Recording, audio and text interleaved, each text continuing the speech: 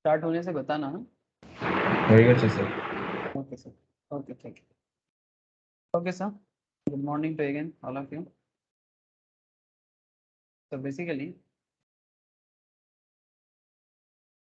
today's discussions about economic law. Economic law में आज sir क्या बात करूंगा? सर आज मैं आपको दो स्पेशल टॉपिक में बात करूंगा, दो टॉपिक में बात करूंगा। जैसे लास्ट दिन मैं आपको इकोनॉमिक लॉ में एक्सीजेड के बारे में बात किया था, आई होप आप लोगों को याद होगा, स्पेशल इकोनॉमिक जोन एक्ट। और उसके बाद मैंने शायद मॉनेटरी पॉलिसी में भी स्टार्टिंग किया था, है ना? मॉनेटरी पॉलिसी मतलब आरबीआई एक्ट के अंदर जो मॉनेटरी पॉलिसी है उसके ऊपर मैंने स्पेशल फोकस किया था। तो मॉनेटरी पॉलिसी के ऊपर मैं स्पेशल डिस्कशन फिर से रखूंगा। बट करेंटली जो मैं बात आपसे करूंगा दैट इज दो स्पेशल लॉ है। लॉ भी बोल सकते हो, इकोनॉमिक मैटर भी बोल सकते हो। एक का नाम है सर ईसीबी। ईसीबी के मतलब एक्सटर्नल कमर्शियल बोरोइंग। नाम सुना है कभी आप लोग? एक्सटर्नल कमर्शियल बोरोइंग के बारे में सुना है? क्या होता है ईसीबी? Any idea? স্যার এই ফরেন যে কন্ট্রিবিউশন গুলো হয় লোন টাইপের জয়েন্ট यस सर, ভেঞ্চারে yes sir, foreign contribution loan जो हमें मिलता है, yes it's like that. External commercial borrowing जो गवर्नमेंट ऑफ इंडिया या इंडियन कंपनी बाहर से लेता है, ठीक है। कमर्शियल बोरोइंग नाम से याद आ रहा है ना, नाम से ही समझ में आ रहा है कि बोरो करना मतलब लोन लेना, ठीक है। और बाहर का पैसा इंडिया में आना। एंड इसका एक ऑपोजिट व्यू भी होता है, इसका एक ऑपोजिट व्यू भी होता है that is called LRS, liberalised remittance scheme, ठीक है। लिबरलाइज्ड रेमिटेंस स्कीम मतलब इंडिया का पैसा बाहर जाता है, इंडिया का पैसा बाहर जाता है। तो कितना पैसा आप इंडिया के बाहर भेज सकते हो, मतलब एज पर लॉ, और उसको कौन कंट्रोल करता है? तो ऐसा दो लॉ इकोनॉमिक लॉ के अंदर आता है, मतलब ऐसा दो कॉन्सेप्ट इकोनॉमिक लॉ के अंदर आता है। चलो मैं स्क्रीन शेयर करता हूँ और आपको कॉन्सेप्ट डिस्कस करता हूँ। ऐसे यहाँ पर ही मेनली ओवरव्यू ही पूछा है आपको, ठीक है। जैसे मैं रिसेंटली जो इकोनॉमिक लॉ के अंदर मैंने आपको जो जो बताया, अगर आप देखोगे, मैंने आपको reserve Bank of India act के बारे में अभी तक नहीं बताया, बट मैं आपको ऑलरेडी मॉनेटरी पॉलिसी स्टार्ट कर दिया था, है ना सर? मैंने आपको मॉनेटरी पॉलिसी के बारे में रिजर्व बैंक ऑफ इंडिया के अंदर, मैं एक्ट के अंदर थोड़ा डिटेल्स डिस्कशन में करूंगा आप लोगों के साथ। आरबीआई एक्ट बताना थोड़ा बाकी है, बट मैं already central bank of functions या मॉनेटरी पॉलिसी डिस्कस करना चालू कर दिया। थोड़ा एक्ट के स्पेसिफिक कुछ मैटर है वो मैं आपको बाद में बताता हूँ। अब जैसे ही मैं एक्ट बोलूंगा तो पेनल्टी भी समझ में आपको आ जाएगा। लेकिन मैं डिटेल्स में डिस्कशन जो पॉइंट में मैं कर चुका इकोनॉमिक लॉ में, that is foreign exchange management act. उसके अंदर foreign exchange transaction and compliance, FEMA regulations वगैरह, ठीक है। वही सभी फेमा के अंदर मैं डिटेल्स में पढ़ाया, यहाँ पर थोड़ा सा अलग अलग चैप्टर करके दिया है। नेक्स्ट इज मैंने फेमा के बारे में बात किया, फिर से मैं कभी रिवाइज करूंगा, ठीक है। जब बाद में बताऊंगा सर फेमा का रिवाइज भी करूंगा। अच्छा, मैंने आपको एसीजेड एक्ट में बात किया रिसेंटली, एंड कंपटीशन एक्ट में मैंने काफ़ी डिटेल्स में बात की, है ना। कंपटीशन एक्ट सबसे पहले मैंने स्टार्ट किया था, और कंपटीशन लॉ में बहुत डिटेल्स में बात की। और इधर मैंने आपको बिजनेस लॉ से, बिजनेस लॉ का जो एरिया है, यहाँ से हम लोग इंडियन कॉन्ट्रैक्ट पढ़ रहे हैं, sale of goods, partnership and negotiable बाद में करना है। और यहाँ बीच में एक आपका कुछ कमर्शियल लॉ है, like consumer protection, essential commodity, and there is too property law भी है, ठीक है। प्रॉपर्टी लॉ में transfer of property and real estate, और करप्शन लॉ के ऊपर है benami transaction and prevention of money laundering, ठीक है। ये सब मैं धीरे धीरे बात कर लूंगा सर इसी क्लास में। बट पहले मैं थोड़ा सा आपको इकोनॉमिक लॉ में जो स्पेशल एरिया चल रहा है उसमें दो इंपॉर्टेंट पॉइंट है sir. One is external commercial borrowing, आज मैं आपके साथ इसका चर्चा करूंगा sir, small topic. And another small topic is liberalised remittance scheme, मतलब investment outside India by Indian residents, ठीक है। समझ में आ रहा है ना? ज्योति तो था, बोलो सर, बात समझ में आ रही है कि कौन सा दो पॉइंट में बात करना है? फिर मैं Yes. धीरे धीरे एफडीआई, ओडीआई, ठीक है, and as well as foreign trade policy और एनबीएफसी पे भी मैं बात करूंगा आगे की क्लास में, मतलब फर्दर क्लास में मैं वो भी डिस्कस करने वाला। बट अभी मैं जो दो पॉइंट में डिस्कशन करना है आपके साथ, one is known as liberalised remittance scheme, LRS के नाम से पॉपुलर है। Another is known as ECB scheme, that is external commercial borrowing. इसमें आपको ना इंडियन इकोनॉमी का एक बहुत बड़ा कॉन्सेप्ट के बारे में आपको पता चलेगा, इसमें इंडियन इकोनॉमी करता क्या है। जैसे मैं रिसेंटली आपको गवर्नमेंट बजट के बारे में एक चीज़ दिखाया था, मोस्ट प्रॉब्ली आपको किसमें दिखाया था, टैक्स की क्लास में आई थिंक। देखता हूँ सर अगर मिल जाता है। ये रिसेंट बजट का ये गवर्नमेंट ऑफ इंडिया का डेटा है, जिसमें गवर्नमेंट जो बजट करता है, गवर्नमेंट को कहाँ से पैसा मिलता है इसका एक बहुत बड़ा एरिया है सर, ठीक है। और अगर आप इसको देखते हो तो आप देखोगे कि यहाँ पर आपको लोन का एक बहुत बड़ा एरिया दिखेगा। मतलब रूपी कम्स फ्रॉम, कहाँ से सरकार के पास पैसा आता है, या फिर इंडियन गवर्नमेंट या इंडियन कंपनीज के पास पैसा आता है। तो आप यहाँ पर एक चीज़ देखोगे कि बोरोइंग्स का एक बहुत बड़ा परसेंटेज है सर हमारे इंडियन इकोनॉमी। बहुत सारा पैसा लोन लेना पड़ता है गवर्नमेंट को, इंडियन कंपनीज को। तो ये बोरोइंग्स का जो खेल है, इसमें ईसीबी भी एक बहुत बड़ा पार्ट है, एक्सटर्नल कमर्शियल। तो ये बेसिकली किस तरह से काम होता है इसके बारे में कुछ जानकारी लेना चाहिए। एक्सटर्नल कमर्शियल बोरोइंग में इसके लिए एक नोट्स भी है, मैं नोट्स भी आपको दिखाता हूँ कहाँ चला गया ईसीबी का notes.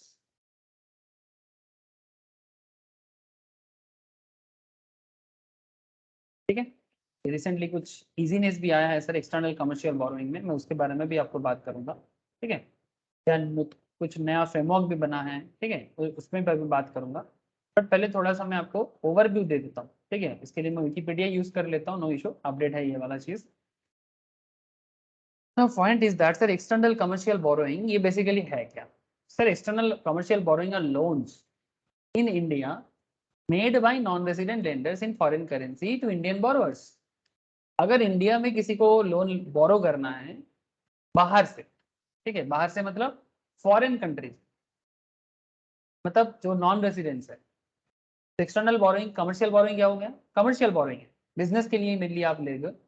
External commercial borrowing are loans in India made by non resident lenders, जो इंडिया के बाहर नॉन रेजिडेंट्स है, जो इंडिया का नॉन रेजिडेंट्स है, इंडिया के बाहर है, फॉरेन करेंसी में इंडियन बोरोअर्स को लोन प्रोवाइड कर रहा है।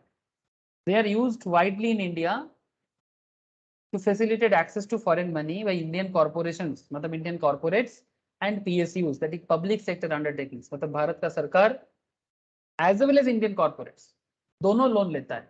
आपको बोला ना, ये जो आपको मैंने स्टार्टिंग में ही जो ये दिखाया कि मैं आपको क्या बताया कि रूपी कम्स फ्रॉम, कि सरकार जो पीएसयू है, पब्लिक सेक्टर अंडरटेकिंग्स है, ये अपना पैसा का एक बहुत बड़ा हिस्सा बाहर से लेता है। तो बिग अमाउंट सर, अगर इंडियन गवर्नमेंट के पास 100 रुपीज का कलेक्शन होता है, उसमें 35 रुपीज ऐसा है इंडियन कंपनीज के पास या पब्लिक सेक्टर अंडरटेकिंग्स के पास, 35% पैसा बाहर से भी आता है। कैपिटल का फ्लो होता है तभी तो बिजनेस होगा। अब इंडिया के पास जितना है उससे इतना बड़ा फैमिली को चलाना या डेवलपमेंट करना मुश्किल हो जाता है, तो थोड़ा सा बाहर का पैसा भी जरूरत है। लो रेट ऑफ इंटरेस्ट भी होता है सर, कभी कभी, कभी कभी तो जीरो रेट ऑफ इंटरेस्ट भी होता है। उसके पीछे भी रीजन है, कब जीरो होता है नहीं होता है वो भी मैं बताऊंगा आपको आगे आगे। बट पहले आप कॉन्सेप्ट को समझो कि होता क्या है, कि पब्लिक सेक्टर अंडरटेकिंग्स या इंडियन कॉर्पोरेशंस जो फॉरेन बोरोइंग लेता है, इसी भी इंक्लूड कमर्शियल बैंक लोन्स, इसमें कमर्शियल बैंक लोन भी है, मतलब बाहर का बैंक इंडियन को देता है, इंडियन कॉर्पोरेशंस को, पब्लिक सेक्टर्स को, बायर्स क्रेडिट, सप्लायर्स क्रेडिट, ठीक है, securitised instrument such as floating rate notes, ठीक है, मतलब फ्लोटिंग रेट मतलब रेट ऑफ इंटरेस्ट फ्लोट करता है, चेंज हो सकता है, फिक्स रेट बॉन्ड एक्सेट्रा, मतलब बॉन्ड के थ्रू से भी आप लोन ले सकते हो। जैसे आपको मैं बॉन्ड के बारे में म्यूचुअल फंड क्लास में समझाया सर, है ना, गवर्नमेंट बॉन्ड्स एंड सिक्योरिटीज कैसे लोन देता है, ऐसा ही फॉरेन बैंक या फॉरेन गवर्नमेंट बॉन्ड के थ्रू से भी लोन प्रोवाइड करता है। Credit from official export credit agencies and commercial borrowings from private sector window और मल्टीलैटरल फाइनेंशियल इंस्टीट्यूशंस, ठीक है, जिसमें बहुत है sir international finance corporation Washington, ठीक है, एशियन डेवलपमेंट बैंक, एएफआईसी, सीडीसी, ये सभी फॉरेन बैंक्स है एक तरह का, ठीक है, जो इंडियन गवर्नमेंट को या फिर इंडियन कॉर्पोरेशंस को या इंडियन पब्लिक सेक्टर अंडरटेकिंग्स को लोन प्रोवाइड करते हैं। Now point is that sir, ये जो ईसीबी है, ईसीबी मतलब एक्सटर्नल कमर्शियल बोरोइंग्स और लोन्स जो भी बोलो आप, cannot be used for investment in stock market. पहला बात, आप अपना ये पैसा स्टॉक मार्केट में इन्वेस्ट नहीं कर सकते, बिकॉज वो फ्लक्चुएटिंग मार्केट है, वोलाटाइल मार्केट है। अब वोलाटाइल मार्केट में ये पैसा नहीं आ सकता, ठीक है।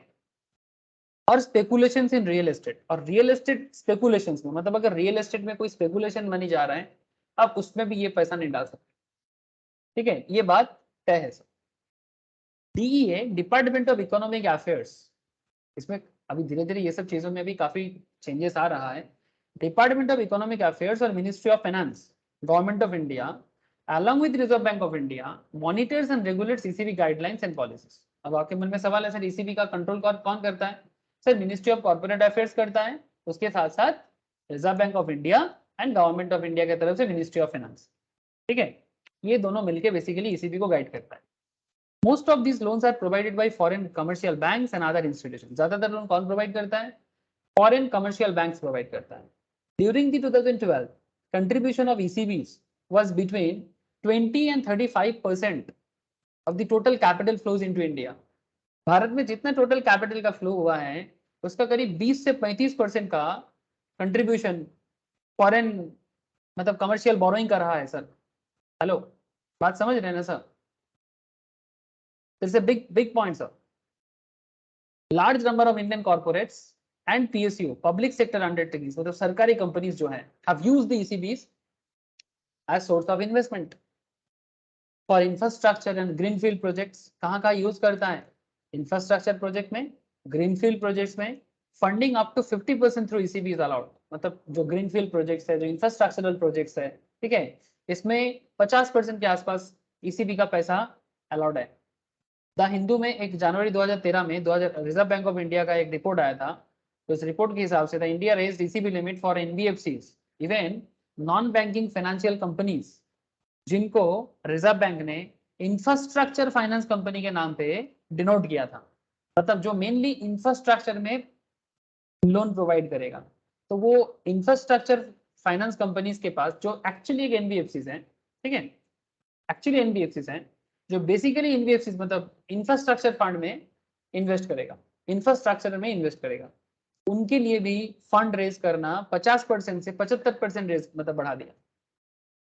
50% to 75% of own funds, total fund का 75% वो ECB ले सकता है, इंक्लूडिंग आउटस्टैंडिंग कमर्शियल बॉन्ड। अगर कुछ पुराना बाकी है उसको लेके, ठीक है, तो अगर पुराना बाकी आउटस्टैंडिंग है, पेमेंट नहीं हुआ अभी तक, तो उसको इंक्लूड करके 75%। टेलीकॉम सेक्टर्स में up to 50% funding ECB allowed है। सर एक बात याद रखिए, ECB is not FDI। Foreign direct investment और ECB एक नहीं है, ये लोन है, वो इन्वेस्टमेंट है, फर्क है दोनों में। FDI में कंपनी का स्टेक आता है, फॉरेन गवर्नमेंट का स्टेक आता है, और ECB में बेसिकली लोन प्रोवाइड होता है। मैं नेक्स्ट क्लास में बताऊंगा आपको, फॉरेन डायरेक्ट इन्वेस्टमेंट भी बताऊंगा। दोनों पॉइंट है, नेक्स्ट क्लास का डिस्कशन रहेगा, FDI एंड ODI, ठीक है, foreign direct investment and overseas direct investment, ये दोनों कैसे चलता है मैं इसके बारे में बात करूंगा। बट आज थोड़ा सा इसको ऑफ रखते हैं, आज मैं थोड़ा ECB और लिबरलाइज्ड रेमिटेंस स्कीम में ही मैं फोकस करता हूँ, ठीक है सर। ना पॉइंट इज दैट सर, इसमें अगर आप नजर डालें कि 50% से लेके 75% ऑफ द फंडिंग NBFCs में जा सकता है ECB के थ्रू से। टेलीकॉम सेक्टर्स में up to 50% funding through ECB is allowed. Recently government of India allowed borrowings in Chinese currency yuan, even हम लोग अभी युआन का फंडिंग भी लेते हैं। तब चाइना के पास बहुत पैसा है, ये तो आप लोगों को पता ही है। तो earlier corporate sectors, even American market में भी सबसे ज्यादा इन्वेस्टमेंट चाइनीज मार्केट का है। 2008 में जब इकोनॉमी डाउनफॉल हुआ था ना, तो चाइना सबसे पहले पैसा उठाना चालू किया था अमेरिकन मार्केट से, और जैसे जैसे वो अपना पैसा उठाना स्टार्ट किया अमेरिका में ना, 2008 में मतलब ब्लीड हुआ था मार्केट, तो इंडिया भी युआन करेंसी लेना स्टार्ट किया। Corporate sectors could mobilise 750 million by automatic route. Corporate sectors कितना कर सकता है ऑटोमेटिक रूट के थ्रू से? 750 मिलियन किसी फाइनेंशियल ईयर में ले सकता है, 750 million $। Whereas service sectors and NGOs for microfinance, microfinance मतलब जैसे बंधन माइक्रो फाइनेंस, फिर आपका उज्जीवन माइक्रो फाइनेंस, ऐसे बहुत सारे माइक्रो फाइनेंस कंपनी हमारे देश में चलता है, जो स्मॉल लेवल में लोन प्रोवाइड करते हैं। बेसिकली सेल्फ हेल्प ग्रुप को देता है। किनको देता है? Self help group. देखा आप लोगों ने सेल्फ हेल्प ग्रुप को? जो कुछ महिलाएं होते हैं, there are some women groups, specially women groups, जो स्मॉल लेवल इंडस्ट्री चलाते हैं, माइक्रो लेवल इंडस्ट्री चलाते हैं, स्पेशली जैसे कपड़ा का, हैंडीक्राफ्ट्स का, ठीक है, इस तरह का छोटा छोटा इंडस्ट्री चलाते हैं। और बेसिकली ग्रुप में कोऑपरेटिव सोसाइटी के हिसाब से वो लोग काम करता है, और उनको छोटा छोटा लोन दिया जाता है, 5,000 से मैक्सिमम 5 लाख तक लोन जाता है। तो ऐसे लोन वाले कंपनीज भी ईसीबी के थ्रू से इंटरनेशनल मार्केट से पैसा का फ्लो ले सकता है। तो पॉइंट इज दैट 750 मिलियन एक साल में ले सकता है corporates and NGO and micro finance non government organisation, मतलब एनपीओ एनजीओ जो होता है, और जो माइक्रो फाइनेंस कंपनीज है वो 200 मिलियन एंड 10 मिलियन, मतलब NGO 200 million and micro finance 10 million respectively ले सकता है। More recently, RBI issued a guideline stating that all eligible borrowers can raise ECB up to 750 million or equivalent per financial year under an automatic route. ठीक है, इसमें एक automatic route बनाया, automatic route के through से इतना fund वो उठा सकता है। तो very interesting fund sir, capital का फ्लो होना। सर कैपिटल फ्लो का ना एक बहुत इंटरेस्टिंग कॉन्सेप्ट है दुनिया में। क्या इंटरेस्टिंग कॉन्सेप्ट है? दुनिया कैसे बैलेंस करता है देखो, वर्ल्ड का फाइनेंस का बैलेंस देखो सर। अब बताने में मेरे को मतलब अजब लग रहा है, बट क्या करें, आपको बताना चाहिए मुझे लगा। Just try to understand. एक टाइम था सर, अप टू, आप ऐसे समझो कि अप टू 1800 तक, 1800 क्यों, अप टू 1900, अप टू 1947 ही सोचो आप, मतलब फ्रॉम 1 सीई टू 1947, मतलब क्रिश्चियन एरा मतलब जीसस क्राइस्ट के जन्म के बाद से ही मैं मानता हूँ, उसके पहले वाला बात में नहीं जा रहा हूँ। जीसस के जन्म के बाद, ठीक है, क्रिश्चियन एरा में ही बात कर रहा हूँ मैं। क्रिश्चियन एरा में from 1 C to 1947 sir India world का टॉप इकोनॉमी से एक था। इसका मैं पहले भी बताया ना। चलो मैं इंडिपेंडेंट डेटा यूज करता हूँ ताकि आपको ऐसा ना लगे कि सर जबरदस्ती भारत को ऊंचा दिखाना चाहता है। ऐसा बात करके मेरे को क्या फायदा सर? प्रॉब्लम क्या है जानते हो? इंडियंस को खुद ही नहीं पता कि वो है क्या, मतलब उसको अपने बारे में कुछ पता ही नहीं है। उसको दुनिया के बारे में पता है, ठीक है, अमेरिका के बारे में पता है, इंग्लैंड के बारे में पता है, यूरोप के बारे में पता है, रशिया के बारे में पता है, खुद के बारे में कोई नॉलेज है इंडियंस को? एकदम सर डब्बा, पूरा बत्ती गुल मीटर चालू जैसा हालत है।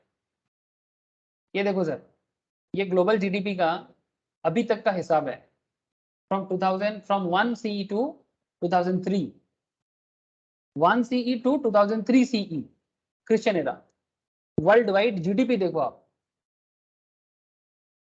क्या देख रहे हो सर? क्या दिखाई दे रहा है बोलो? इंडिया कौन है सर? ये ऑरेंज लाइन।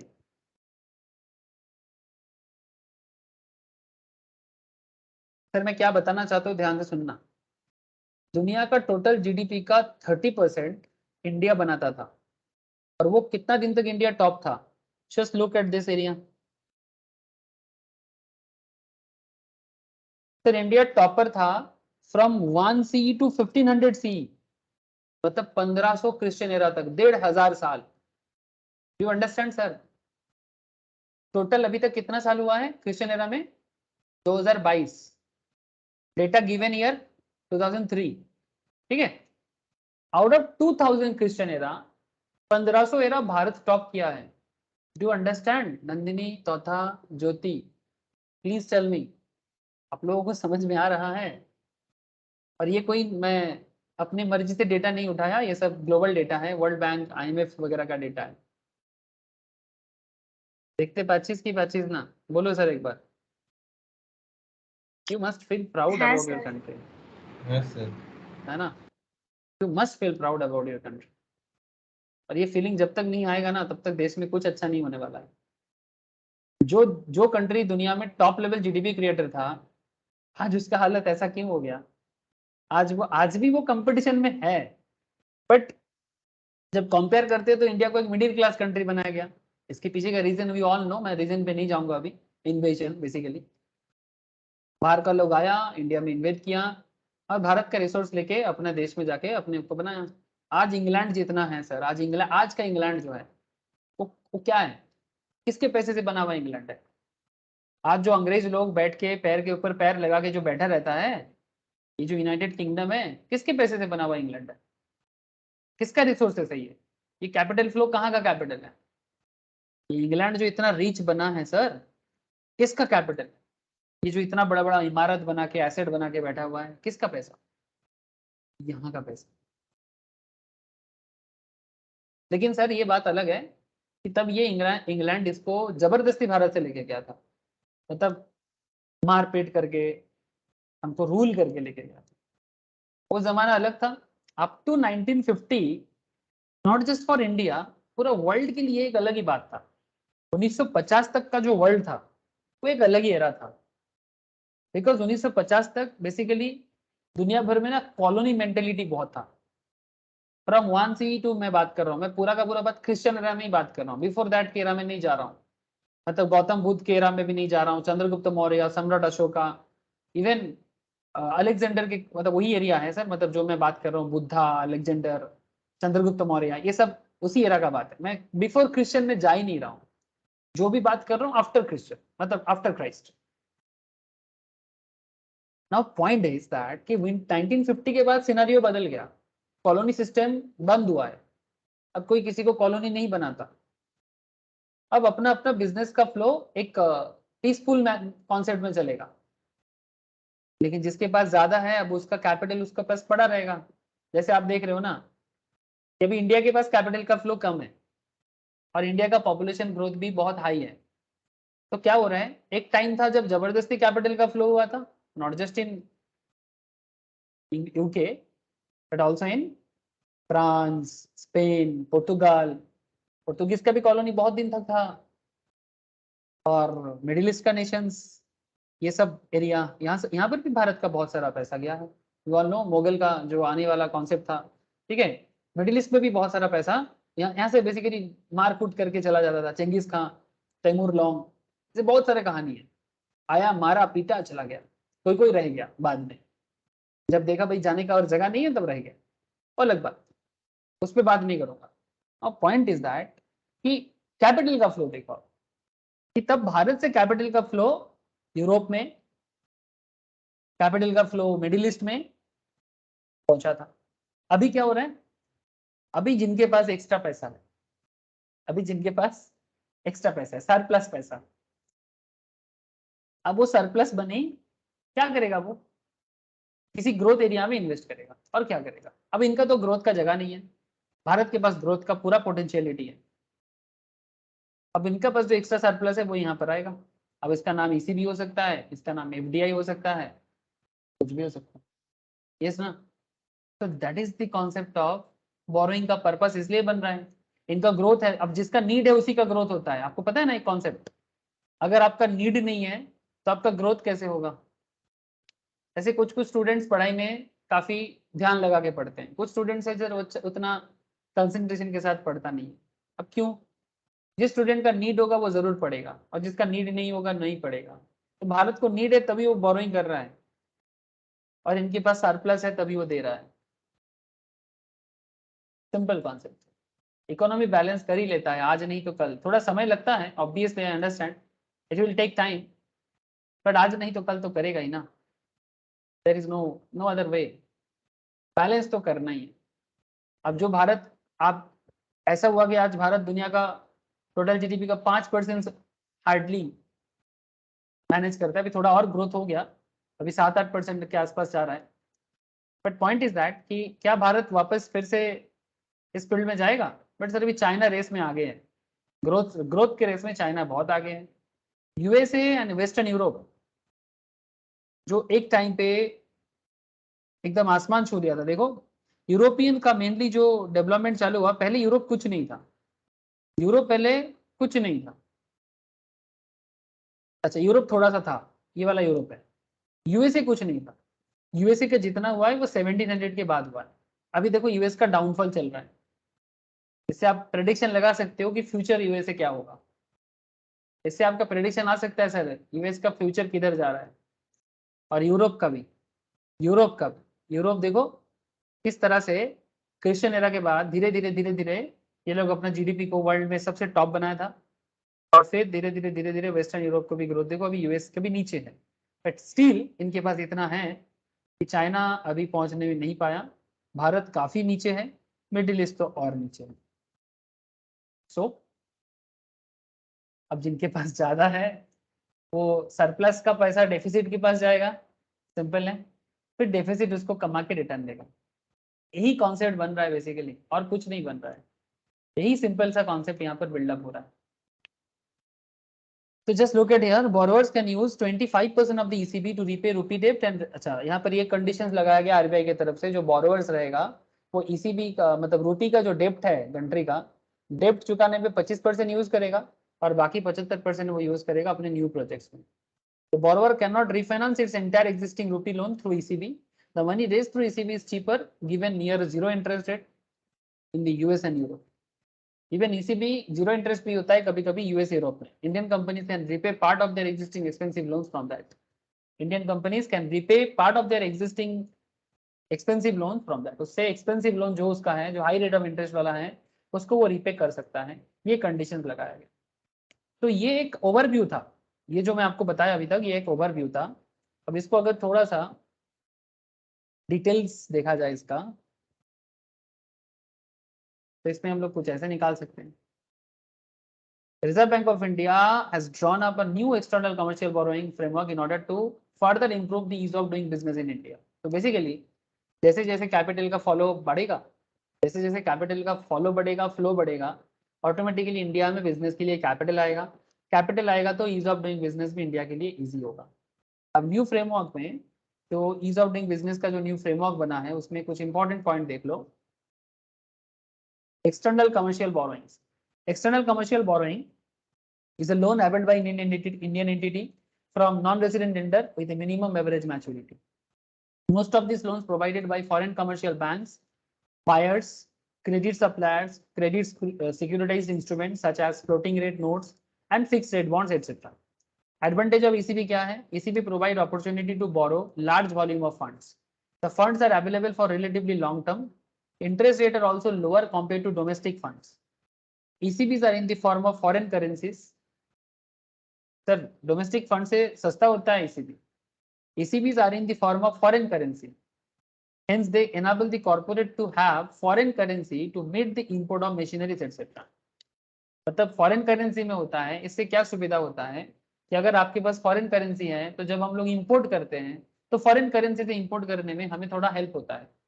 अब अपने करेंसी से जब इंपोर्ट करने जाओगे तो एक्स्ट्रा पैसा लग जाता है. ठीक है, काफी ज्यादा उसमें जो फॉरेन एक्सचेंज का जो डेविएशन है वो फॉलो करना पड़ता है. लेकिन अगर इंडिया के पास एक्स्ट्रा फॉरेन एक्सचेंज है, उससे वो कोई भी इंपोर्ट प्रोडक्ट थोड़ा सस्ता रेट में ले सकता है ना. श्रीलंका का ये प्रॉब्लम हुआ है सर. श्रीलंका का रिसेंटली प्रॉब्लम यही हुआ है कि उसके पास जो फॉरेन एक्सचेंज है ना वो काफी कम हो गया है. अब फॉरेन एक्सचेंज कम होने के कारण और ज्यादा प्रॉब्लम हो रहा है इंटरनेशनल मार्केट से प्रोडक्ट को इंपोर्ट करने. ठीक है, ऐसा प्रॉब्लम नॉट जस्ट श्रीलंका का, पाकिस्तान को भी हुआ है. ठीक है, अब धीरे धीरे इसको कैसे वो लोग मैनेज कर रहे हैं, वही उनको भी ऐसा ही फंड मिल रहा है और क्या.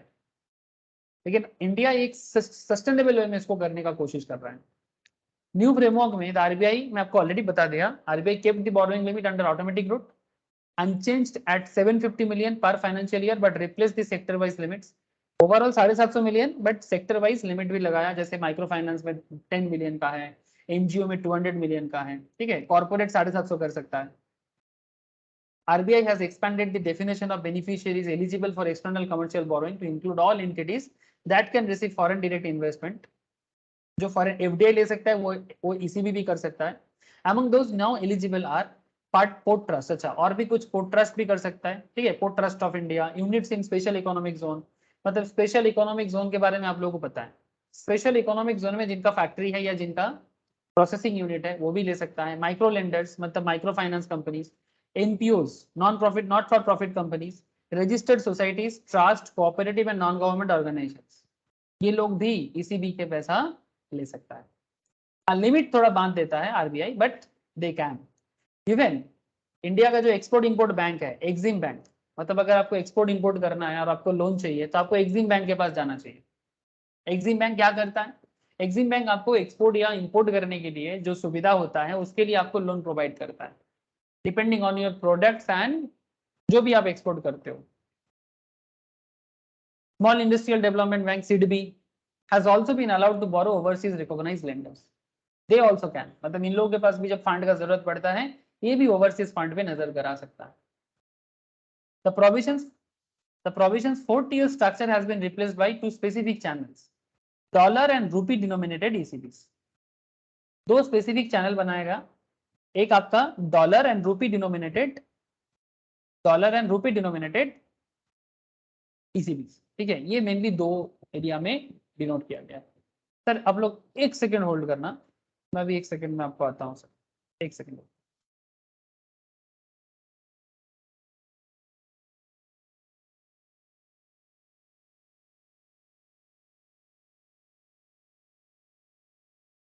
जस्ट एक बार गो थ्रू करो, मैं भी आता हूँ।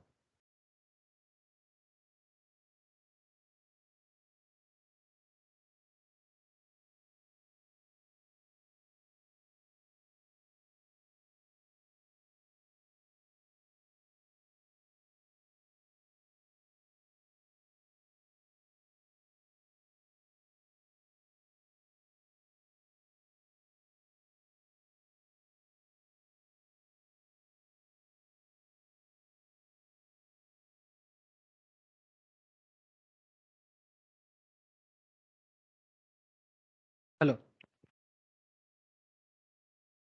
সাউন্ড আসছে না? হ্যালো, সাউন্ড আসছে?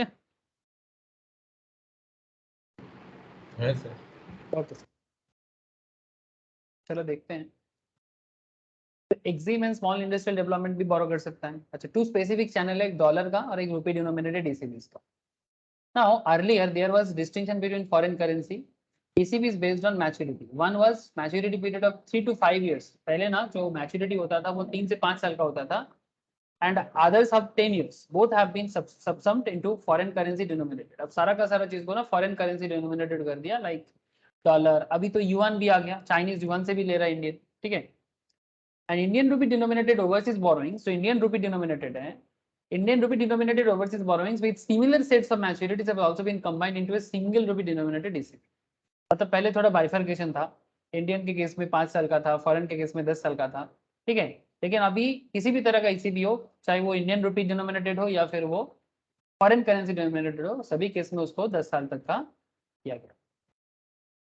तो curve volatility of the forex market मतलब फॉरेन एक्सचेंज मार्केट में जो वोलेटिलिटी नजर आता है, arising out of dollar demand for crude oil purchase.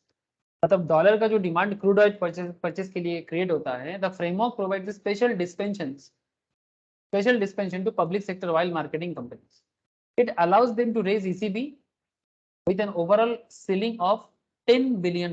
मतलब आप मैक्सिमम 10 बिलियन तक आप ECB ले सकते हो। किसके लिए? Oil marketing companies, for working capital purpose. आप लोगों को पता है वर्किंग कैपिटल क्या होता है, अब इसके बारे में मैं क्या बोलूं, you all are in finance class, I know. तो वर्किंग कैपिटल पर्पस के लिए अगर ऑयल मार्केटिंग कंपनीज को पैसा का जरूरत पड़ता है, they also can raise ECBs। इसका सीलिंग भी बांध दिया, मैक्सिमम ले सकता है 10 बिलियन तक, with minimum average maturity period 3 साल, under the automatic route, without mandatory hedging and individual limit requirement. अब हेजिंग क्या है? हेजिंग बेसिकली रिस्क कंट्रोलिंग के लिए है, ठीक है।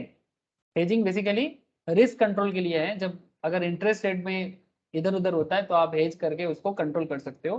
स्टॉक मार्केट में हेजिंग के ऊपर मैंने डिस्कस करता हूँ सर, आप चाहो तो स्टॉक मार्केट में मेरा हेजिंग का क्लास देख सकते हो, ठीक है। फ्यूचर एंड ऑप्शंस मार्केट में मैं हेजिंग के बारे में बात करता हूँ कि कैसे हेजिंग होता है, ठीक है। उसी तरह यहाँ पर भी हेजिंग का कॉन्सेप्ट काम करता है, जहां पर दाम बढ़ जाता है मार्केट में तो आप किस तरह से उसको कंट्रोल करके अपना लॉस को कवर कर सकते हो। हेजिंग करके आप प्रॉफिट नहीं कर सकते, बट अगर आपका प्रोबेबल लॉस है तो लॉस को आप बचा सकते हो, ठीक है। आप बोलोगे तो मैं आपको हेजिंग का क्लास शेयर कर लूंगा सर, या फिर मैं ऐसे ही कर लूंगा, जस्ट मुझे एक बार पिन कर देना सर, हेजिंग का क्लास शेयर कीजिए। RBI has decided to keep the minimum average maturity period 3 years for all ECBs, irrespective of the amount of borrowing, except for borrowers specifically permitted to borrow for a shorter period, like manufacturing companies. Earlier, the minimum average maturity was 5 years. Further, if the ECB is raised from a foreign equity holder and utilized for working capital, general corporate purpose or repayment of rupee loans, the maturity period would be 5 years. ऐसा कुछ नियम मतलब basically RBI ने लाया। Any entity who is a resident of a country which is financial action task force compliant, मतलब एक task force है, जो भी काम होगा फाइनेंशियल एक्शन टास्क फोर्स के थ्रू से होगा, will be treated as a recognized lender. This change increase lending options and allows various new lenders in ECB space while strengthening the anti money laundering। मतलब money laundering का problem भी आपको मैं money laundering में बताऊंगा, जब पैसा Indian market से बाहर चला जाता है सर, ठीक है, गलत काम के लिए, मनी लॉन्ड्रिंग का केस तो आपको पता ही है। ऐसे रिसेंटली जैसे वेस्ट बंगाल में एक बहुत बड़ा घोटाला दिख रहा है, पॉलिटिकल क्राइसिस जो हुआ है, वहां पर भी मनी लॉन्ड्रिंग के बारे में बातचीत चल रहा है। ठीक है, बड़ा बड़ा मिनिस्टर लोग, उनके साथ क्या क्या सब देख के ही दिमाग खराब हो रहा है सर। नॉर्मली बिजनेसमैन के केस में ऐसा देखा गया है इससे पहले, बट पॉलिटिशियंस का जिस तरह का बाहर बाहर आ रहा है, मतलब इट्स लिमिट्स, मतलब हाई लेवल मैटर चल रहा है। ठीक है, अच्छा। तो बेसिकली ये सब मनी लॉन्ड्रिंग वगैरह ये सबको भी कॉम्बैट करना है, फाइनेंसिंग ऑफ टेररिज्म स्पेशली ये सब में। ठीक है, टेररिज्म फाइनेंस भी होता है, उसके लिए भी एक प्रॉपर कंप्लाइंट फैसिलिटीज होना चाहिए, ताकि गलत चीजों में पैसा ना जाए। Negative list for which the ECB proceeds can not be utilised, we all know. Real estate में नहीं यूज कर सकते, इन्वेस्टमेंट इन कैपिटल मार्केट में यूज नहीं कर सकते, specially in equity investment, working capital purpose, working capital purpose में except from foreign equity holder, repayment of rupee loans, कुछ स्पेशल एरिया में वर्किंग कैपिटल पर्पस दिया है सर, जैसे कि ऑयल मार्केटिंग के लिए दिया है। ठीक है, except from foreign equity holders, repayment of rupee loans, उसमें भी except from foreign equity holders, जिसके पास फॉरेन इक्विटी रहेगा वो कर सकता है। So earlier in November 2018, RBI has also eased hedging norms for external commercial borrowings to make ECB route attractive to firms. Hedging rules में क्या होगा, वो लॉस रिकवर करने का मौका मिल जाता है। मैं आपको हेजिंग के बारे में क्लास शेयर करूंगा, प्लीज एक बार हेजिंग समझिएगा कि कैसे लॉस को कवर किया जाता है हेजिंग के थ्रू से। ठीक है, वो आप वहां पर देखेंगे ना तो आपको इंटरेस्ट मार्केट में भी समझ में आ जाएगा। तो बेसिकली ये जो भी मैंने आपको बताया ये सब रिसेंट आरबीआई ईसीबी के रिगार्डिंग डिटेल्स है, और मैंने आपको अभी ईसीबी का ओवरऑल गो थ्रू भी कराया कि ईसीबी क्या है, कैसे काम करता है, और ईसीबी के ऊपर बेस करके कंट्री का इकोनॉमी में कैपिटल का फ्लो कैसे होता है। सर क्लियर है ना कॉन्सेप्ट ईसीबी का? अब बस आपको क्या करना चाहिए, जस्ट विजिट इंस्टीट्यूट मैथ्स। ठीक है, इंस्टीट्यूट के मैट में जाओ, यहाँ पर जाके देखो ईसीबी रिलेटेड जो भी पॉइंट्स है उसको एक बार कवर कर लो, और स्कैनर वगैरह से जो जो क्वेश्चन आया है उसको एक बार देख लो। अगर कुछ मिले तो ठीक है, नहीं तो आइडिया या कॉन्सेप्ट तो आपने ले ही लिया। सर एक दूसरा कॉन्सेप्ट में बात कर लेते हैं फटाफट, छोटा कॉन्सेप्ट है, लिबरलाइज्ड रेमिटेंस स्कीम। अब आपके मन में जरूर चल रहा होगा सर ये लिबरलाइज्ड रेमिटेंस स्कीम है क्या, है ना सर? लिबरलाइज्ड रेमिटेंस स्कीम है क्या? What is this LRS? Sir ये कुछ ऐसा बात है कि भारत में जो लोग रहते हैं ये अपना पैसा फॉरेन में भेज सकता है। India has witnessed highest ever monthly outflow of 1.69 billion under the liberalized remittance schemes in July 2019. The outflow of funds by resident Indians, Indian resident का पैसा बाहर जाता है। इतना देर हम लोग देख रहे थे बाहर का पैसा इंडिया में आ रहा है, अब हम लोग देखेंगे इंडिया का पैसा बाहर जा रहा है। ठीक है, ये है लिबरलाइज्ड रेमिटेंस स्कीम का कॉन्सेप्ट। अगर मैं आपको इसका डिटेल्स दिखाऊं तो आप देख सकते हो लास्ट 5 years में किस तरह से इंडियन फंड बाहर गया। 14-15 में 1.325 बिलियन का था यूएस डॉलर का, 2015-16 में 4.642 बिलियन का था, 17-18 में 11.33 हो गया, 18-19 में 13.78 हो गया, एंड 19-20 में, ये बेसिकली 19-20 का लेटेस्ट डेटा है इसलिए अभी भी बाकी है। तो कहने का मतलब यही है सर कि जो भी डेटा आपको यहाँ नजर आ रहा है, मतलब जैसे जैसे समय बढ़ रहा है इंडियन पैसा बाहर भी जा रहा है। ठीक है, वो भी एलआरएस के थ्रू से। नो पॉइंट इज दैट ये जो एलआरएस के थ्रू से जो पैसा जाता है, ठीक है, जो फॉरेन पोर्टफोलियो में जो इंडियन मनी पहुंचता है उसका क्या लिमिटेशन है, क्या रूल्स है, आरबीआई इसके बारे में क्या रूल्स बना के रखा है, you have to know this. ठीक है, the sharp rise of outflow of funds under LRS schemes over the last 5 years indicates the flight of capital from the country। मतलब बेसिकली इंडिया से कैपिटल का flight बाहर जाने के लिए भी रेडी है। ठीक है, मतलब धीरे धीरे भारत पैसा वाला बन रहा है, ये बात है। लेकिन इसके लिए गवर्नमेंट का कुछ रेस्ट्रिक्टेड रूल्स भी है, जैसे this is the scheme of RBI introduced in 2004। ठीक है, ये स्कीम जो है 2004 में आया है सर, याद रखिएगा। एलआरएस कब आया? 2004 में आया, रिजर्व बैंक ऑफ इंडिया ने लाया।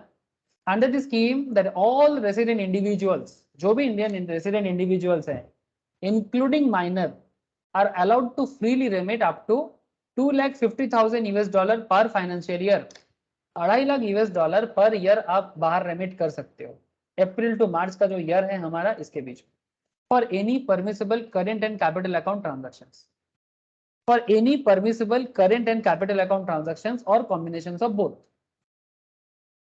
इसके लिए भारत का पैसा बाहर जा सकता है। कौन कर सकते हैं? इंडिविजुअल कर सकता है। कौन एलिजिबल नहीं है? कौन एलिजिबल नहीं है? Who is not eligible here? The scheme is not available to corporates, partnership firm, HUF and trust etc. Though there are no restriction on the frequency of remittances under LRS, once a remittance is made for an amount up to $250,000 during the financial year, a resident individual would not be eligible to make any further remittance under this schemes. Frequency कितना बार कर सकते हैं? Doesn't matter, एक बार करो, 10 बार करो, आज करो, कल करो, परसों करो, बट मैक्सिमम $2.5 लाख हो जाए, $250,000 हो जाए, उसके बाद आप रेमिट नहीं कर सकते। अच्छा, जो रेमिट इंडिया का पैसा जब रेमिटेंस होके फॉरेन जा रहा है तो उसका क्या पर्पस है या क्या कारण से आप यूज कर सकते हो? Expense related to travelling, private और फॉर बिजनेस। ट्रैवलिंग प्राइवेट भी हो सकता है, बिजनेस के लिए भी हो सकता है। मेडिकल ट्रीटमेंट के लिए जा सकता है पैसा, स्टडी के लिए, गिफ्ट के लिए, डोनेशंस के लिए, maintenance of close relatives and so on. ये पर्पस के लिए इंडिविजुअल अपना पैसा रेमिट कर सकते हैं फॉरेन में। Investment in shares, debt instrument and buy immovable properties in the overseas market. आप इन शेयर में इन्वेस्ट कर सकते हो, डेब्ट मार्केट में भी इन्वेस्ट कर सकते हो एंड इमूवेबल प्रॉपर्टीज भी ले सकते हो ओवरसीज मार्केट में। Individual can also open, maintain and hold foreign currency accounts. आप फॉरेन करेंसी अकाउंट भी मेंटेन कर सकते हो with bank outside India for carrying out transactions permitted under the scheme. But आप वही सब ट्रांजैक्शंस कर सकते हो उस पैसे से जो स्कीम के अंदर बोला हुआ है। ऐसा किसी भी स्कीम में आपका पैसा नहीं जाना चाहिए, भले ही आपका बैंक अकाउंट फॉरेन में हो, जो स्कीम के बाहर है। अब आपको देखना चाहिए सर कौन सा स्कीम के बाहर है, प्रोहिबिटेड ट्रांजैक्शंस क्या है sir? Any purpose specifically prohibited under schedule 1 like purchase of lottery tickets, proscribed magazine etcetera, और any item restricted under schedule 2 of foreign exchange management act. ठीक है, अगर आप फॉरेन एक्सचेंज मैनेजमेंट रूल्स को ठीक से पढ़ोगे तो वहां पर कौन सा ट्रांजैक्शंस आप नहीं कर सकते उसका एक रूल दिया है। ठीक है, करंट अकाउंट ट्रांजैक्शंस, तो प्लीज एक बार वहां पर गो थ्रू करो फेमा एक्ट के अंदर। ठीक है, फेमा एक्ट में फेमा रूल्स 2000 पढ़ो, आपको पता चल जाएगी क्या क्या ट्रांजैक्शंस शेड्यूल 2 में बोला हुआ है। Trading in foreign exchange abroad, ठीक है, ये नहीं कर सकते। फॉरेन एक्सचेंज अब्रॉड में फॉरेन एक्सचेंज का ट्रेड नहीं कर सकते। कैपिटल अकाउंट रेमिटेंस डायरेक्टली और indirectly to countries identified by financial action task force, मतलब आपका जो भी कैपिटल अकाउंट ट्रांजैक्शन होगा वो सारा का सारा FATF के तरह होना चाहिए, फाइनेंशियल एक्शन टास्क फोर्स के थ्रू से, as non cooperative countries and territories from time to time, इसके बाहर नहीं होना चाहिए। रेमिटेंस डायरेक्टली और indirectly to those individuals and entities identified as posing a significant risk और committing acts of terrorism as advised separately by the Reserve Bank to banks. मतलब अगर कहीं पर भी टेररिज्म का दुर्गंध आता है वहां से बच के रहना है, इसके बारे में रिजर्व बैंक टू बैंक्स बातचीत होना चाहिए। रिक्वायरमेंट क्या है? It is mandatory for the resident individuals to provide his or her PAN for all transactions under LRA is made through authorized person। बिना पैन का नहीं कर सकते। और फॉरेन एक्सचेंज मैनेजमेंट एक्ट के बारे में मैं और नहीं बताऊंगा बिकॉज फेमा एक्ट का पूरा डिटेल्स नोट्स आपको मैंने पढ़ाया भी और मैंने शेयर भी किया। স্যার এলআরএস বলতে যেটা এই অথরাইজড ডিলারের থ্রু দিয়ে হয় ওটাই তো স্যার? यस सर, ठीक है, जो ऑथराइज पर्सन है जिनके थ्रू से आप अपना सारा का सारा मतलब पेमेंट कर सकते हो, जो भी बाहर में दे सकते हो उसके बाद। ठीक है, जैसे इंडिया बाहर से पैसा इंडिया में आता है ना, उसी तरह से इंडिया का पैसा भी बाहर जाता है ना, तो वो पैसा आप कितना कर सकते हो और कितना लिमिट में आप यूज कर सकते हो और कौन से स्कीम में यूज कर सकते हो और कहाँ नहीं कर सकते हो, इसी का लिस्ट था ये, यही है LRS। बोलो सर, समझ में आया? ये सर नो, हेलो, ठीक है, बुझते पारली की पारली ना?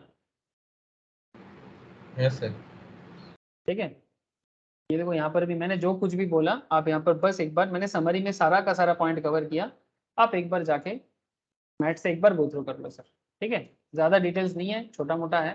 ठीक है, ये देखो remittance facilities to person other than individuals, gift donations, commission agent abroad for sale of residential flats, remittance towards consultancy service, remittance towards reimbursement of pre corporation expenses.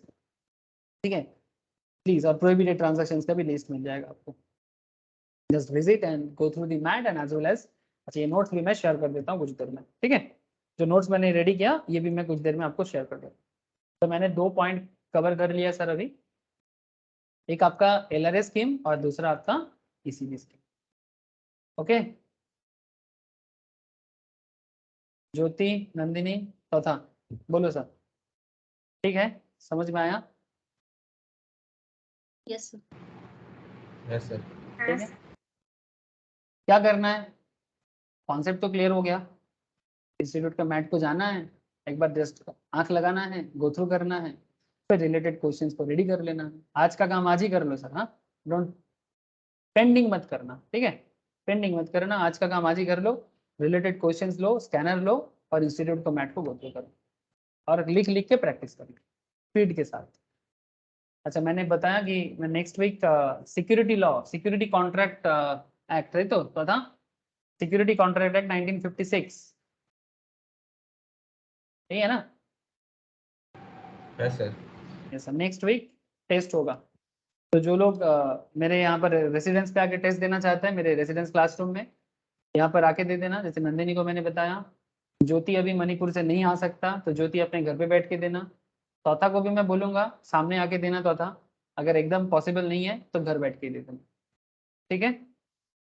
Okay, मैं डेट एक बार फिर से कंफर्म करूंगा, आप लोग ready कर लो, security contract act 1956 को ready कर लो, डेट एक बार मैं नेक्स्ट वीक कंफर्म कर देता हूँ, ठीक है? मतलब विद इन दिस, मतलब ये वीक नहीं, अपकमिंग वीक में करूंगा, ठीक है? सिक्योरिटी कॉन्ट्रैक्ट मतलब सिक्योरिटी लॉ से सिक्योरिटी कॉन्ट्रैक्ट और एक कुछ ऐड कर देते हैं, सेबी एक्ट भी ऐड कर लो, सेबी एक्ट 1992, ठीक है, security contract act 1956 and SEBI act 1992, साथ में LODR, ठीक है, मतलब सेबी और सिक्योरिटी कॉन्ट्रैक्ट दोनों करना, मैं कहीं से भी सवाल कर सकता हूँ। ओके,